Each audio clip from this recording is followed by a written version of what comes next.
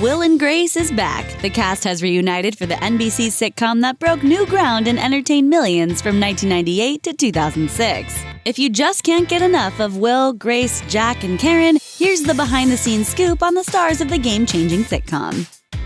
Will he or won't he? The entire leading cast initially passed on their roles, according to Megan Mullally, who played the boozy, eccentric Karen Walker. Mullally was hesitant because she felt the character was too similar to Christine Baranski's role on Sybil.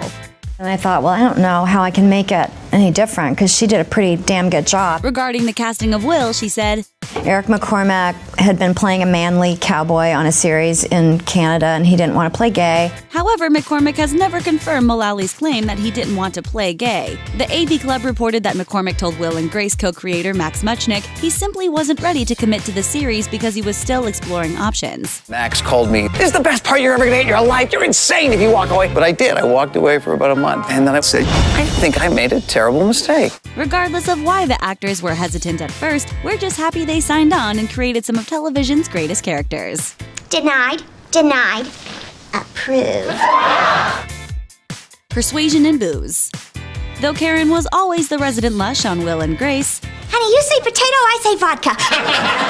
it was Deborah Messing who required a bottle of vodka and two persuasive showrunners to get her to sign on for the series. Speaking with the New York Daily News, Messing said that when she initially turned down the role, Muchnick and co-creator Dave Cohan showed up at her door with booze and a lot of determination. Messing recalled, "They poured me several shots, we spoke for several hours, and they pitched me the show. I'm a lightweight. I didn't need much to be a little giddy. By the end of the evening, they said, 'Will you do it?' I said, 'Let's talk tomorrow.' Obviously, she came around, and in case you're thinking she was tricked into the gig, don't worry. Messing loved the attention. She said, 'To come from a time when you have to beg your agents to beg their friends to get you in the door to allow you to audition, it's a much different feeling to know people have faith in your work. It's really a wonderful, encouraging, exciting feeling.'" In the closet.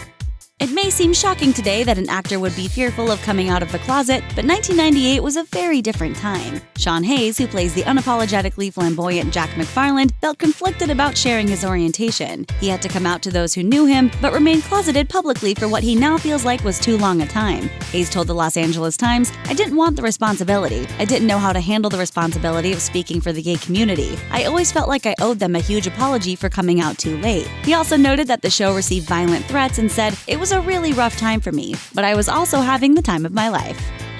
Years of bullying.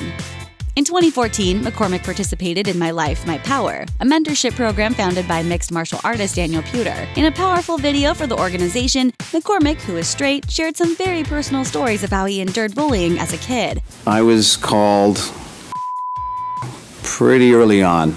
There was one particularly painful event in 6th grade when bullies restrained him and forced him to participate in a mock wedding with his male best friend. My best friend Bill and I had been misunderstood for many years because, of course, when two guys are that close and play a lot of games, they must be gay.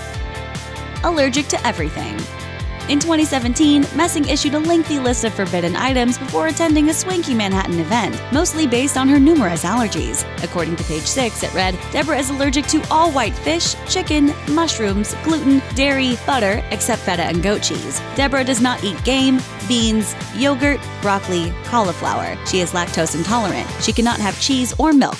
Only coconut milk. Deborah is allergic to wool, cats, cashmere, down feathers, flowers, and gabardine, a type of woven cloth. The only flower she is not allergic to is orchids."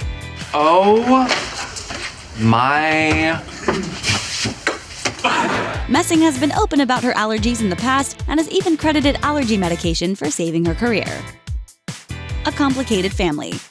While appearing on an episode of TLC's Who Do You Think You Are, Hayes discovered a lot about his paternal lineage, and it turned out to be pretty messy. His great-grandfather, Patrick Hayes Jr., did a stint in prison after being accused of assault by his father, Patrick Hayes Sr., who struggled with alcoholism. Additional research led Sean to believe that the strained family dynamic is what led his great-grandfather to flee to America. It's a sad tale of grief and attempted redemption, a pattern Sean said he repeated when he packed his car and went to LA at age 24. I wanted to get away from it, and Patrick Jr. did too, and I feel this sense of camaraderie with. Not exactly what you'd expect from the guy whose infectious energy made him the expert of making an entrance, right? Huge promotion! An attempt to avoid stereotypes. Though she isn't a household name, Shelley Morrison earned her comedic stripes as Rosario, Karen's fiery El Salvadorian housekeeper. Listen, lady, I'm gonna snap you like a twig and throw you in a bush. Ironically, this career-changing role happened to also be a well-worn TV trope, something Morrison had actively tried to avoid. Speaking with the Pittsburgh Post-Gazette, Morrison said, "I had to change my name in the mid-50s so I wouldn't be locked into only playing ethnics, but obviously that didn't work. Someone once asked me, is there anything you would like to play that you haven't played? And I said, yes, a Swedish milkmaid." Clearly, comedy was always going to be in the cards for her, regardless of her character's background. Talk about a basket of deplorables. Karen, the musical.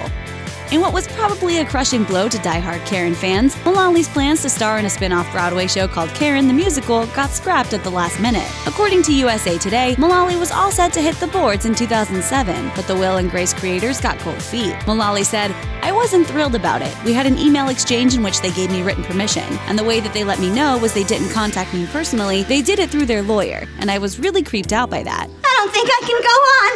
Karen, what are you doing? Stop me! Karen, don't be ridiculous! There we go, nice and cold.